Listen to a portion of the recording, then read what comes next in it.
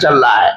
معاشیات کے اعتبار سے، تجارت یا زراعت کے اعتبار سے، فیکٹریوں کے اعتبار سے، مال کے ایکسچینج کے اعتبار سے، کیپٹل ایکسچینج کے اعتبار سے کیا قانون دنیا کے اندر چل رہا ہے، اس قانون کی پوری تفصیلات، کوئی مرتب ایسا قانون ایسا نہیں تھا کہ جس کو کوئی ایک نام آپ دے دیں ابھی۔ کیوں؟ اس لیے کہ گروہوں میں لوگ الگ الگ آباد تھے، ایک علاقے میں الگ طریقہ کار ہے، دوسرے علاقے میں الگ طریقہ کار ہے، ایک خاندان میں الگ طریقہ کار ہے، دوسرے خاندان میں الگ طریقہ کار ہے۔ اس لیے اس پورے زمانے کو جو رسول اکرم صلی اللہ علیہ وسلم اور حضرت عیسیٰ علیہ السلام کے درمیان کا زمانہ ہے، کیا نام دیا جائے؟ تو اس کو نام خود رسول اکرم صلی اللہ علیہ وسلم نے دیا ہے دور جاہلیت، دور جاہلیت۔ اور جب علم نہیں ہوتا، جہالت ہوتی ہے، تو پھر کیا ہوتا ہے؟ پھر نہ عدل ہوتا، نہ انصاف ہوتا، نہ کوئی انتظام ہوتا، نہ کوئی قانون کے بندھن میں لوگ بندھے ہوئے ہوتے، جس کے جی میں جو آیا وہ کرتا ہے، اور اس کے نتیجے میں ظلم اور بربریت اور وحشیت وجود میں آتی ہے۔ جہالت جب ہوگی تو کوئی قانون نہیں ہوگا، کوئی صحیح فکر نہیں ہوگی، کسی چیز کا کوئی پابند نہیں ہوگا، جو آپ کے دماغ میں آیا آپ کریں، جو آپ کے دماغ میں آیا آپ کریں۔ تو کچھ جیسے قریشی خاندان ہے، ہاشمی خاندان ہے، اس طرح کے بہت سے خاندان اور بھی تھے جو تجارت پر اعتماد کرتے تھے، اور تجارت ہی ان کا اوڑھنا بچھونا اور کرنا اور کھانا تھا۔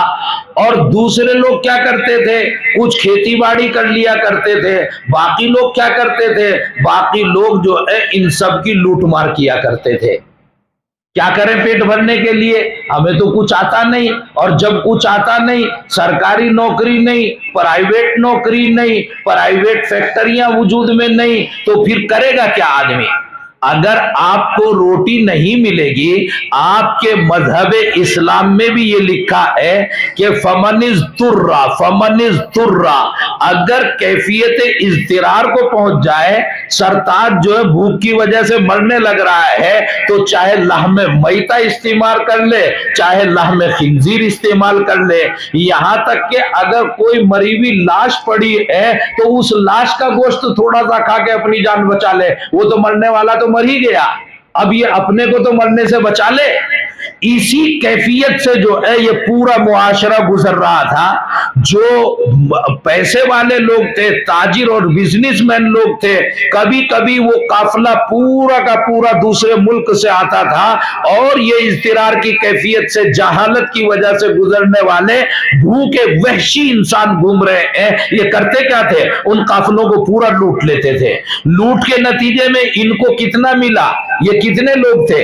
ان کی تعداد تو یہ تو پبلک تھی پوری، تو لوٹنے والوں کو ایک ایک بوٹی ملی، اور وہ جو قافلہ آیا تھا وہ بیچارہ بھوکا ننگا رہ گیا، وہ بھی بھوکے، اور یہ بھی ایک بوٹی کھانے کے بعد اگلے ٹائم پھر بھوکے۔ تو دور جاہلیت ہے، کوئی قانون کام نہیں کرتا، جس کو جو ملا وہ کر سکتا ہے۔ اس لیے ایسا زمانہ کوئی دنیا میں نہیں، جتنا بدترین زمانہ یہ حضرت عیسیٰ علیہ السلام سے رسول اکرم صلی اللہ علیہ وسلم کے درمیان کا ہے۔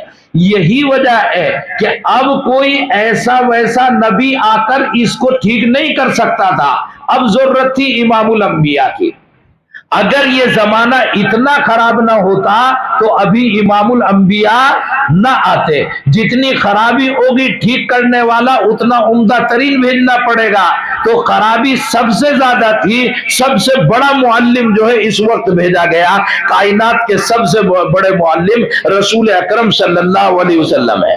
اور رسول اکرم صلی اللہ علیہ وسلم نے جب یہ لاقانونیت دیکھی، اس میں کوئی عدل نہیں، اس میں کوئی انصاف نہیں، اس میں کوئی تقسیم مناسب نہیں، اس میں کسی کا پیٹ بھرا ہوا نہیں، اس میں کوئی معاشرہ خوشحال نہیں، اس میں چند لوگ ہیں وہ آقا ہیں اور باقی لوگ ان کی غلامی کرتے ہیں، ان کو وہ روٹیاں دے دیں تو وہ ان کے ممنون ہوتے ہیں، اس کے علاوہ کچھ بھی اس وقت کارآمد نہیں۔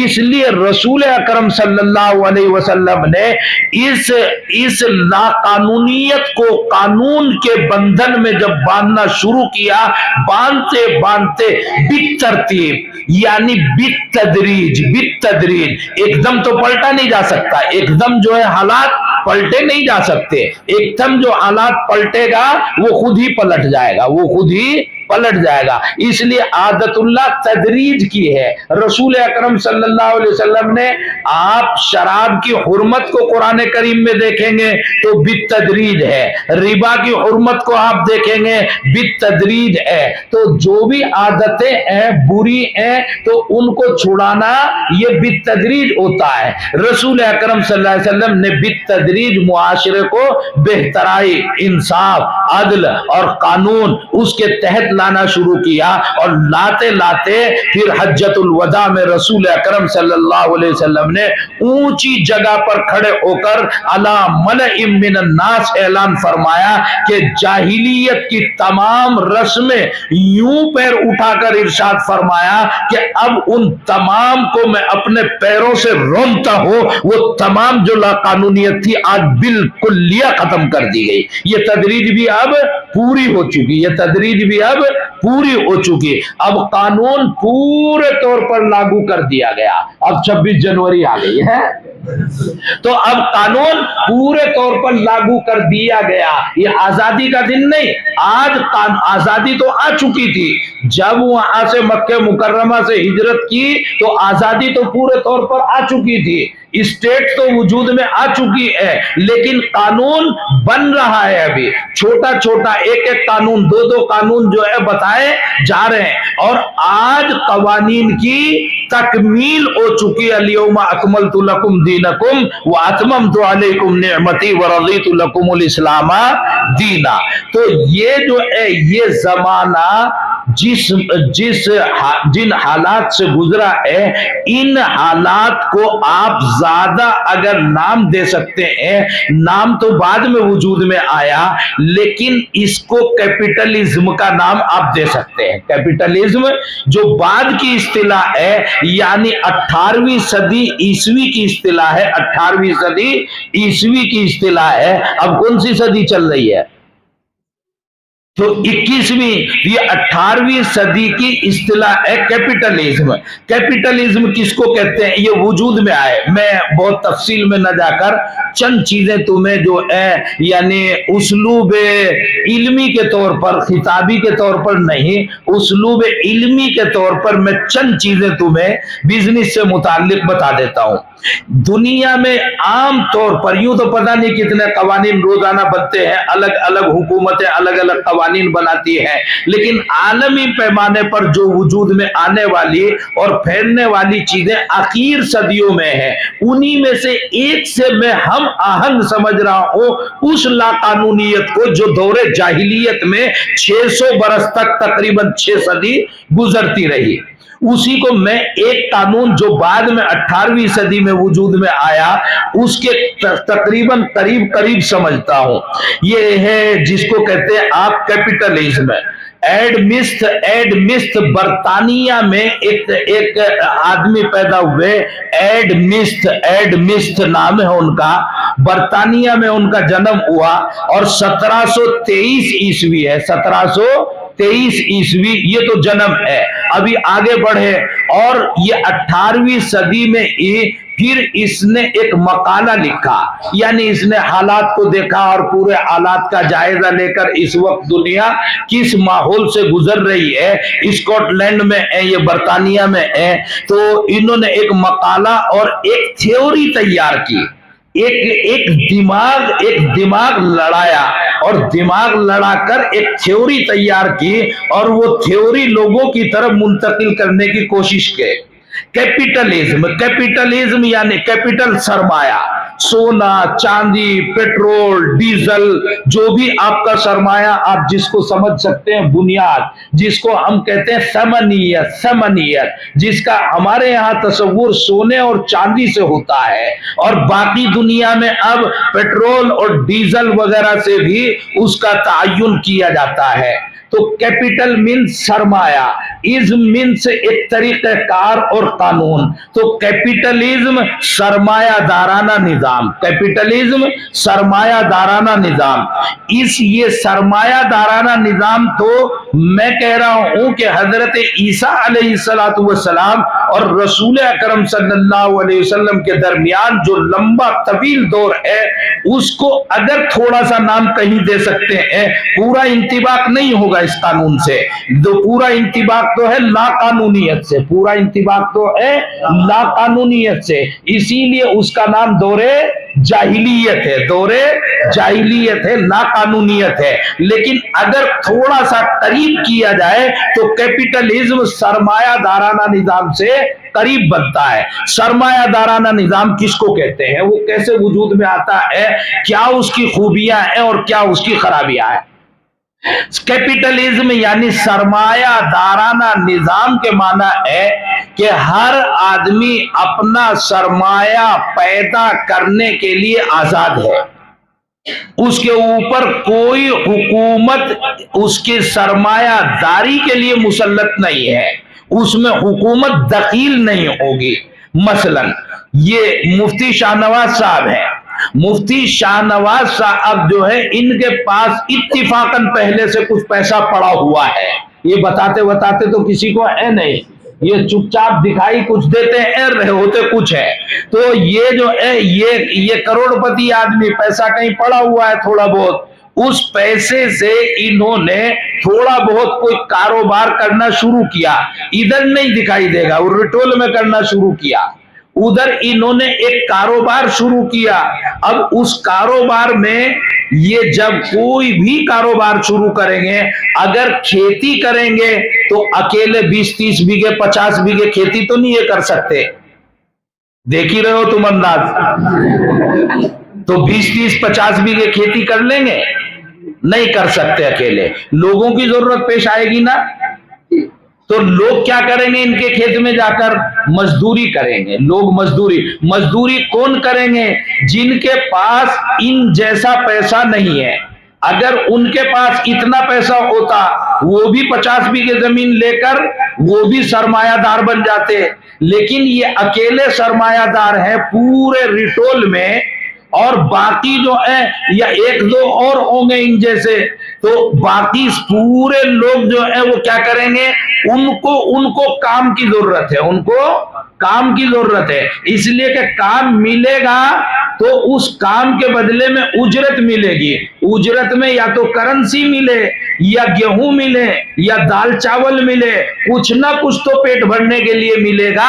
और जब काम ही नहीं मिलेगा तो कुछ भी खाने के लिए नहीं मिलेगा, खुद भी भूखे और जो जेरे कफालत लोग हैं वो भी भूखे।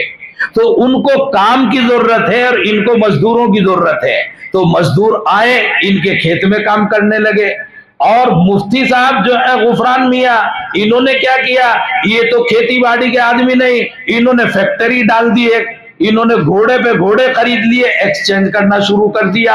यहां से जो है वहां माल मुंतकिल हो रहा है, यहां से वहां माल मुंतकिल हो रहा। तो सारे ट्रक तो ये अकेले नहीं चला सकते, एक ही कार चला सकते हैं, तो सारे ट्रक कौन चलाएगा, इनको ड्राइवरों की और कंडक्टरों की जरूरत पेश आएगी।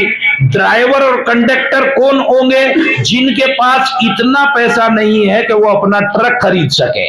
अगर जो है इनके पास इतना पैसा होगा तो ये ड्राइवरी कंडक्टरी नहीं करेंगे, और ड्राइवर कंडक्टर नहीं, सामान भर के जाएगा तो हेल्परों की भी जरूरत पड़ेगी।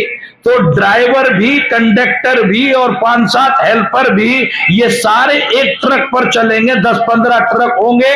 अगर इनका ट्रांसपोर्ट रहे तो ट्रांसपोर्ट में 10-15 ट्रक भी होंगे, तो सैकड़ों मजदूरों की जरूरत इन्हें पेश आ जाएगी। तो ये क्या है, ये सरमायादार आदमी है एक, ये क्या है मुफ्ती साहब, सरमायादार आदमी है एक। तो ये दो सरमायादार है, اور دونوں شاملی میں ہیں، تو دونوں سرمایہ دار آدمی، اب دونوں ان کے پاس کیا ہے، 200-400 آدمی کام کر رہے ہیں کھیت میں، فیکٹری میں، ان کے ٹرانسپورٹ پہ 100-200 آدمی کام کر رہے ہیں، یہ سارے کام کتنا کریں گے؟ جتنا پیسہ یہ کما کر لائیں گے، یہ ٹرکوں پر، ٹرانسپورٹ پر ہیلپری کر رہے ہیں، ڈرائیوری کر رہے ہیں، کنڈکٹری کر رہے ہیں، ان کی فیکٹری میں یا کھیت میں مزدوری کر رہے ہیں، یہ سارے کے سارے لوگ کیا کریں گے؟ محنت یہ سارے لوگ کریں گے، اور پیسہ سارا کہاں جائے گا؟ ان لوگوں کے پاس جائے گا یا ان دو کے پاس جائے گا؟ ان دو کے پاس جائے گا۔ تو یہ سرمایہ دار یہ کہلائیں گے، پیسے والے، کرنسی والے، مالدار لوگ یہ دو کہلائیں گے، اور باقی کیا ہوں گے؟ اچھا، اب آپ کو عادت پڑ چکی، کتنے دن ہو گئے ہیلپری کرتے کرتے؟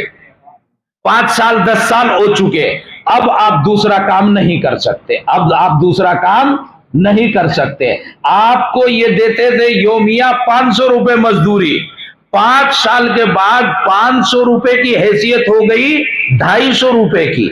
اب 500 روپے میں جتنا سامان آتا ہے، اتنا سامان آتا ہے 1000 روپے میں، تو آپ کے 500 ہی رہیں گے یا 600 ہو جائیں گے؟ اب ہونے چاہیے تھے آپ کے 1000 روپے، لیکن آپ کے 1000، ان کو 1 کروڑ بچ رہے تھے سالانہ، ان کو بچ رہے ہیں اب 2 کروڑ روپے اسی کاروبار سے، ان کو بچ رہے تھے 1 کروڑ، ان کو بچ رہے ہیں اب 2 کروڑ روپے، اور ان کے جو مزدور ہیں ان کا بڑھنا چاہیے تھا 500 سے 1000، ان کے یا تو 500 ہی رہ گئے یا زیادہ 600 ہو گئے۔ اب ان کی 600 میں ضروریات تو پوری ہوتی نہیں، تو 600 ہو کر بھی آج ان کا ہونا چاہیے تھا 1000، 400 روپے کے نقصان میں چل رہے ہیں یا 100 روپے کے نفع میں چل رہے ہیں؟ 400 روپے کے نقصان میں، حالانکہ کہنے کے لیے ان کے 100 روپے بڑھ بھی چکے ان 5 سال میں، لیکن حقیقت میں وہ 400 روپے کے خسارے میں چل رہے ہیں، یہ 400 روپے کے نفع میں چل رہے ہیں، یہ ڈبل ہو چکے اور وہ نیچے چلے گئے۔ تو ہوگا یہ کہ مزدور طبقہ، عام طبقہ، پبلک کے لوگ وہ غریب سے غریب تر ہوتے چلے جائیں گے، اور یہ سرمایہ دار جو چند لوگ ہیں، سرمایہ تو چند لوگوں کے ہاتھ میں ہوگا نا، یہ سرمایہ دار، مالدار سے مالدار، یہ کون ہے؟ امبانی، یہ کون ہے؟ اڈانی۔ تو یہ امبانی العلماء، اڈانی العلماء، یہ سرمایہ دار ہوتے چلے جائیں گے، اور ہم تم کیا ہوں گے؟ ہم تم کمزور سے کمزور طبقے میں پیستے چلے جائیں گے۔ اور اب ہماری پڑ چکی عادت، ہم دوسرا کچھ کر بھی، جو کھیت میں کام کرتا تھا وہ کھیت میں کام کرتا ہے، جو نٹ وولٹ ٹائٹ کرنے کا کام کرتا تھا نٹ وولٹ ٹائٹ کرتا ہے، اور جو ہے ہوا بھرنے کا کام کرتا تھا ہوا بھرنے کا کام کرتا ہے، جو ہیلپری اور بوریاں اٹھا کے لادنے کا کام کرتا ہے، جو ڈرائیونگ کا اور کنڈکٹری کا کام کرتا تھا کام کرتا ہے، تو ہم کام وہی کریں گے۔ اچھا، اور یہ جو سرمایہ دار لوگ ہیں، ان کے اوپر کوئی قانون جو ہے گورنمنٹ لاگو نہیں کرے گی، گورنمنٹ کوئی قانون لاگو نہیں کرے گی۔ کیوں؟ اس لیے کہ ان کا اپنا سرمایہ ہے، انہوں نے اپنے آپ سرمایہ پیدا کیا ہے، اپنی عقل سے، اپنی چالاکی سے، اپنی ہوشیاری سے، تو گورنمنٹ نے ان کو کچھ دیا نہیں ہے۔ جب دیا نہیں تو گورنمنٹ نہ ان سے کچھ لے گی نہ ان کو ٹوکے گی۔ اب ہوتا یہ چلا گیا کہ جناب سرمایہ دار وہ تو تھوڑے سے ہیں، تو وہ سارے کے سارے اور مالدار ہوتے چلے جا رہے ہیں، اور باقی سارے لوگ غریب سے غریب ہوتے چلے جا رہے ہیں۔ اب یہ غریب کیا کریں؟ سرتاج کو کرنی ہے شادی، اس کا بیوی مانگتا ہے مہر، پیسہ مانگتا ہے اس کا بیوی، تو اب پیسہ کہاں سے لائے؟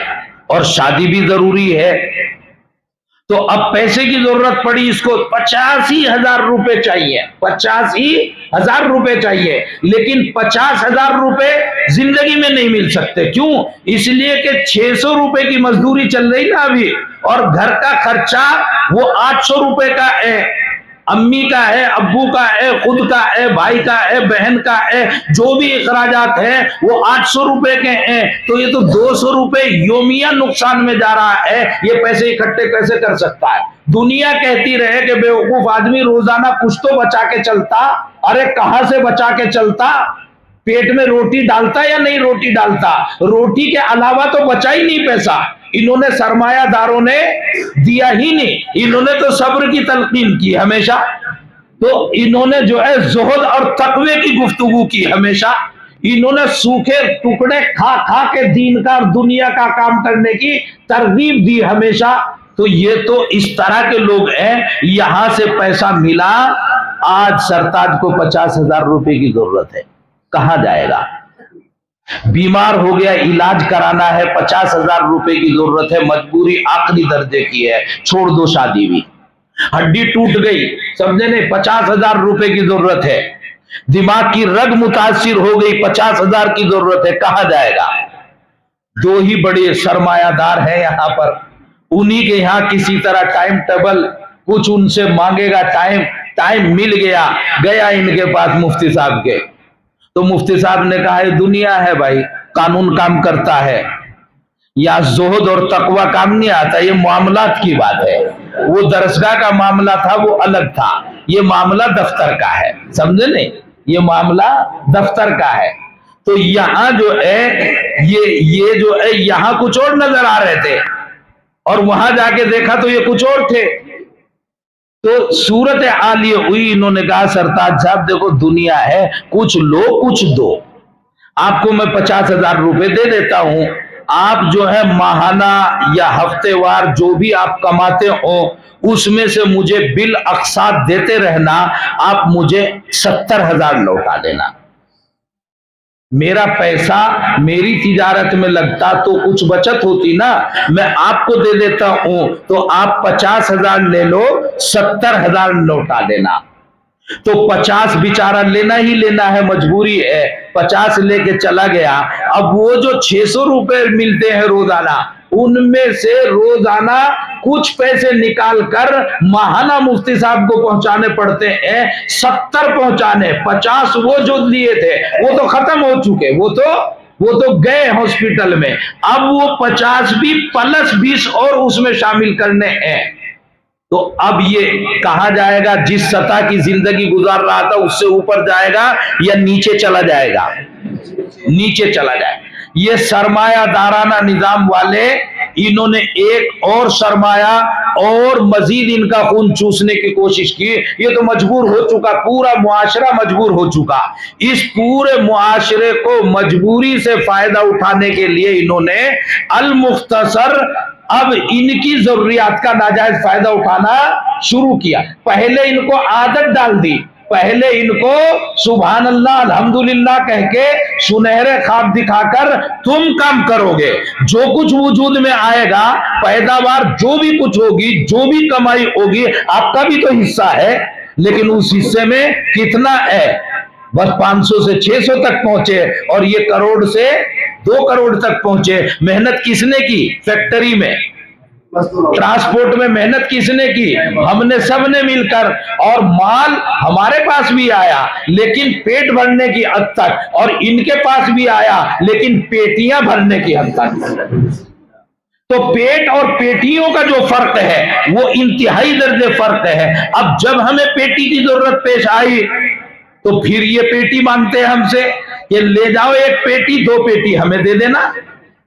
یہ ربا جو ہے یہ رسول اکرم صلی اللہ علیہ وسلم سے پہلے بھی چل رہا تھا، خوب چل رہا تھا۔ یہ جو سرمایہ دارانہ نظام تھا، یہ جو سرمایہ دار لوگ تھے، یہ سود پہ سود لیا کرتے تھے، سود پہ سود، اور دھوکے پہ دھوکہ دیا کرتے تھے، غرر پہ غرر کیا کرتے تھے۔ یہی وجود میں آیا، ایڈمسٹ نے برطانیہ میں بیٹھ کر ایسا مقالہ لکھا، لوگوں کو جب تقریر کی کہ حکومت ہمارا خون چوس رہی ہے، ہمارے اوپر طرح طرح کے ٹیکس ہے، ہمارے اوپر طرح طرح کے قوانین ہے، ہم جب خود اپنی محنت سے کمائیں گے تو ہماری نجی ملکیت نجی کہلائے گی، سرکاری کیوں کہلائے گی؟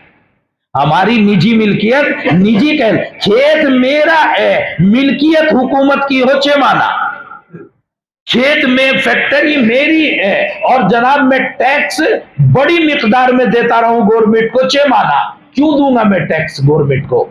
तो ये बड़ा अच्छा लगा, सभी को अच्छा लगा कि हम मेहनत करेंगे तो हम मिल्कियत जो भी वजूद में आएगी हमारी वजूद में आएगी। कैपिटलिज्म वजूद में आ गया और कैपिटलिज्म के वजूद में आने के बाद फिर ये इंटरेस्ट वाला जो इसी कैपिटलिज्म में चला है, इंटरेस्ट वाला, नफे वाला, ये कर्ज पर जो पैसे दिए जा रहे हैं और पैसा लेना मजबूरी है, ये सूदखोर निजाम, सूदखोर कैपिटलिज्म, ये सूदखोर कैपिटलिज्म, सूदी कैपिटलिज्म। तो ये सूद के और सूद एक की जरूरत नहीं बनी, ये जो मजदूर तैयार कर दिए हमने पूरे यहां से वहां तक भिखमंगे सारे, तो ये सारे के सारे जब भी किसी को कोई जरूरत पेश आएगी जब इन सरमायादारों के पास आएंगे। सरमायादार कौन बनिए हैं, उनके पास जाएंगे, वो उससे चांदी लेंगे, सोना लेंगे, खाने पीने के सामान लेंगे। तो कैपिटलिज्म में, सरमायादाराना निजाम में ये तबकाती जो फर्क आया वो इंतहा से ज्यादा आया। और जब इंतहा से ज्यादा आया तो एक दो आदमी नहीं थे, ये होते होते होते होते मजदूरों की एक तंजीम हो गई। सरताज इनके यहाँ काम करता है, तर्जमानुल उलमा इनके यहाँ काम करता है, तो कुछ इधर कुछ इधर कुछ उधर कुछ उधर चंद फैक्ट्रियों में काम करते हैं। जब शाम को काम करके आते हैं तो सब सर जोड़ के, 2 मजदूर कहीं बैठे, 4 मजदूर कहीं बैठे, वो बातें आपस में करते हैं, लेकिन बातें करते हैं और अपना रोना रोते हैं। कुछ सुबह को कर नहीं पाते, सुबह अगर फिर ना जाए मजदूरी पे तो शाम को खाएंगे क्या, वो 600 भी नहीं मिलेंगे। तो सारी बातें करते हैं, मंसूबे बनाते हैं, लेकिन उनके पास ऐसा कोई दिमाग नहीं है, ऐसा कोई सरमाया नहीं है जिससे कोई मुतबादिल वजूद में ला सके। तो अब लेकिन इनकी तादाद बहुत ज्यादा हो गई और सरमायादार जो लोग हैं, कैपिटल जिनके पास है सरमाया, उनकी तादाद मुट्ठी भर है, वो चंद लोग हैं। मैं युशारु इलैहि बिलबनान, वहां फला सरमायादार जो है वो चंद लोग हैं। तो अब जमहूरियत यानी ये लोगों की, जमहूर की, पब्लिक की तादाद ज्यादा हो गई। पब्लिक ये सरमायादार नहीं, ये मजदूर जो लोग हैं, ये काम करने वाले कारीगर जो लोग हैं फैक्ट्रियों के, या खेतियों के मजदूर हैं, या बागात के मजदूर हैं, यानी पैदावार के जो जराए हैं, माशियात की जो असल जराए हैं, उन जराए में काम करने वालों की तादाद ज्यादा है, काम लेने वालों की तादाद बहुत कम है, सरमायादार बहुत कम है। इस मौके से अच्छा फायदा उठाया जा सकता है, इस मौके से अच्छा फायदा उठाया जा सकता है। हम ये मौका है जो कैच करने का है। एक बड़ी तादाद जो है हमें मिल सकती है, एक बड़ी तादाद हमें मिल सकती है।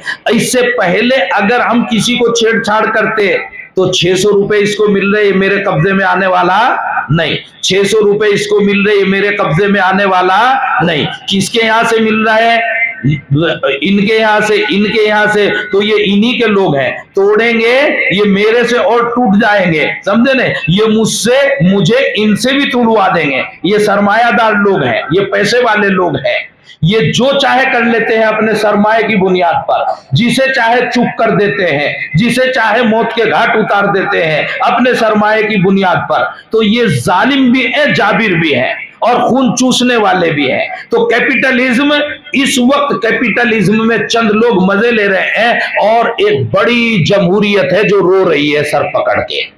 जहां बलब इंसानियत है, यहां मसला तरक्कियात का नहीं, यहां मसला 2 रोटियों का है, यहां मसला 2 रोटियों का है। अब इस वक्त में जो है कौन सामने आया ये क्लियर नहीं तारीख में, क्लियर नहीं तारीख में, लेकिन मुनज़्ज़म सूरत जिसने पैदा की वो है कार्ल मार्क्स। कार्ल मार्क्स ने जर्मन में, ये 1818 में पैदा हुए, 1818 में पैदा हुए और इन्होंने, कार्ल मार्क्स ने 19वीं सदी, 1818 में तो पैदा हुए 19वीं सदी में, اور 19ویں صدی میں جب یہ تھوڑے آگے بڑھے تو پھر انہوں نے جب دیکھا اس موقع کو کیچ کرنے کی کوشش کی اور انہوں نے ایک تقریر تیار کی اور مزدوروں کا جلسہ بلا لیا، مزدوروں کا جلسہ بلا لیا، مزدوروں کا جلسہ بلا کر اور انہوں نے ایک تھیوری مزدوروں کو دی، انہوں نے تھیوری دی جس تھیوری کا نام رکھا گیا سوشلزم۔ سوشلزم، سوشل میڈیا آج بھی آپ بولتے ہیں سوشل میڈیا یعنی پبلکل میڈیا، سماجی میڈیا، لوگوں سے ہر فرد تک پہنچنے والا میڈیا۔